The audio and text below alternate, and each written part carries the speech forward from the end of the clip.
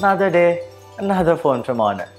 This time it's the Honor Play, which, as the name suggests, is targeted towards those of you who love playing games on your smartphone, as well as power users who want a device that runs possibly everything you throw at it. So does it live up to its name and outplay the competition? Or did Honor make any compromise to bring the price down to as competitive as it is now? Let's review the Honor Play and tell you if it's the best bang for your buck in the Rs 20,000 segment, coming up next on TechPP.com.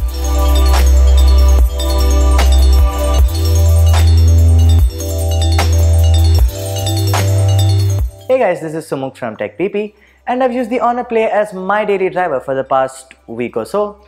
So let me give you my 2 cents on it and help you decide if the Honor Play is a yay or a nay depending on your preferences. Before we get started though, I know you're just waiting for me to point my finger at that giveaway card, so here you go. Also, subscribe and hit the bell icon for some good karma. Beginning with the obvious, just like every smartphone review, the build quality on the Honor Play is excellent. Honor resorted to using a glass back on quite a lot of their phones, including ones in the budget segment, but they've gone back to metal for the Honor Play, and it's not something that bothers me. I mean, you no longer have to be worried about shattering the back of your phone, and the feel of cold metal is surely more appealing than smudged glass. Talking about smudges, the back of the Honor Play does pick up fingerprints rather easily, but nowhere as bad as a glass back. Coming to the placements, this is one area where I can literally copy and paste the same script from multiple phones. So instead of being redundant, here's an excerpt from our unboxing video. The placements are, all of you say it with me, alright? Buttons on the right, SIM tray on the left, ports to the bottom, mic to the top. As generic as it can get, right? The display on your phone is what you interact with the most, and the panel on the Honor Play doesn't disappoint. There's a 6.3-inch IPS LCD panel with a Full HD Plus resolution and 19.5:9 aspect ratio.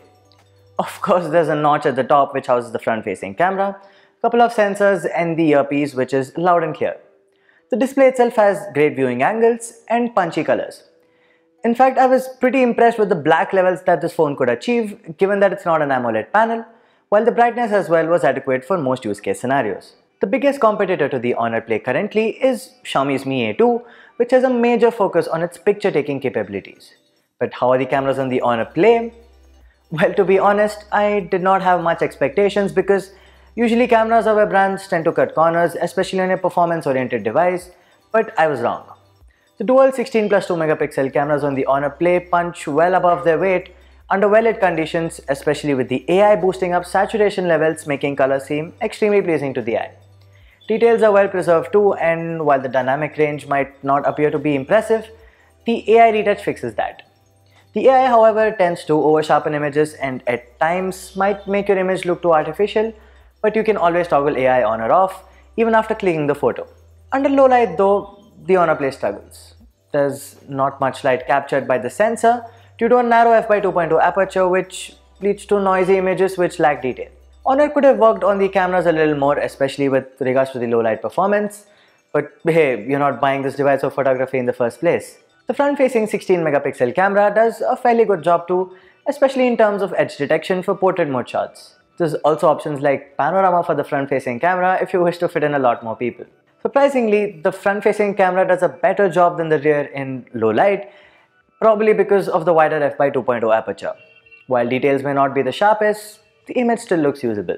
The strongest suit of the Honor Play is undoubtedly its performance. The Kirin 970 slots somewhere, between the Snapdragon 835 and 845, and even though it does incline towards the former a little bit, it's still an excellent chip. I mean, it's been a proven performer on phones like the Honor 10 or Huawei P20 Pro, so rest assured performance is flagship grade. Huawei also debuted their GPU turbo technology with this device, which is hard to verify with regards to their claims. Let me explain. The Kirin 970, as stated earlier, is a flagship chip, so it technically handles all games smoothly irrespective of any tweaking required. So I'm not sure to what extent does GPU turbo enhance graphics. One claim that I can vouch for, however, is the battery drain seems to be managed well and the phone did not get too warm while playing games. If you were wondering about the 3D sound, well, that works only with headphones, which you will end up using most of the time anyhow, as a loudspeaker is tinny. I had no issues with RAM management either, so the 4GB RAM along with 64GB internal storage seems quite sufficient. And EMUI 8.2 of course was pretty responsive, and has a ton of features including gesture navigation, face unlock, the ability to hide the notch, and a lot more. So if you're gaming on your smartphone for long hours, you obviously don't want it to die on you before you grab that chicken dinner, right? Well, thanks to the 3750 mAh battery on the Honor Play, you surely won't be disappointed. On each day of my usage, I could easily achieve upwards of 6 to 7 hours of screen on time, which is really impressive. Also, it charges fairly quickly in about an hour and a half with the supplied 18-watt charger, so that's a bonus. To sum it up, the Honor Play is surely an impressive package which offers probably everything you expect from a smartphone, with of course a few downsides like poor low-light cameras, a tiny loudspeaker, and no promised major Android version updates. So should you get the Honor Play? For Rs 19,999, it's honestly a no-brainer. Great performance, long-lasting battery, nice looking display, and decent set of cameras. A proper flagship smartphone, this one. Should you get it over the flagship level Mi A2? Well, if that's a face-off you're interested in, let us know down below in the comment section. And until next time, may the tech be with you.